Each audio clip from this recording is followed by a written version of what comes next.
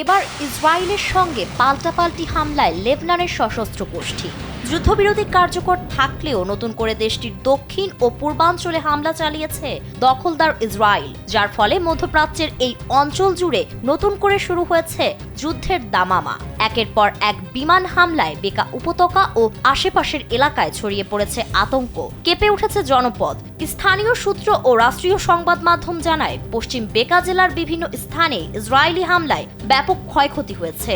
বিস্ফোরণের পর আকাশ জুড়ে ধোঁয়া ছড়িয়ে পড়ে এবং সাধারণ মানুষের মধ্যে চরম ভীতি তৈরি হয়। একাধিক বসতবাড়ি ও অবকাঠামো ক্ষতিগ্রস্ত হয়েছে বলে জানা গেছে। ইসরায়েলি প্রতিরক্ষা বাহিনী আইডিএফ দাবি করেছে, তারা লেবনানে ইরান লেবনান সমর্থিত সশস্ত্র গোষ্ঠীর বিভিন্ন স্থাপনা লক্ষ্য করে অভিযান চালাচ্ছে।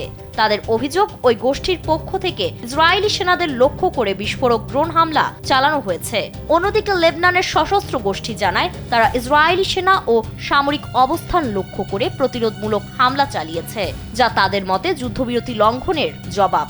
উল্লেখ্য, 7 এপ্রিল থেকে কার্যকর হওয়া যুদ্ধবিরতি চুক্তির পরও পরিস্থিতি শান্ত হয়নি, বরং সময়ের সঙ্গে সঙ্গে সংঘাত নতুন রূপ নিচ্ছে। আর এর সবচেয়ে বড় ভুক্তভোগী হয়ে উঠেছে সীমান্তবর্তী সাধারণ মানুষ, যারা প্রতিনিয়ত নিরাপত্তাহীনতার মধ্যে দিন কাটাচ্ছে।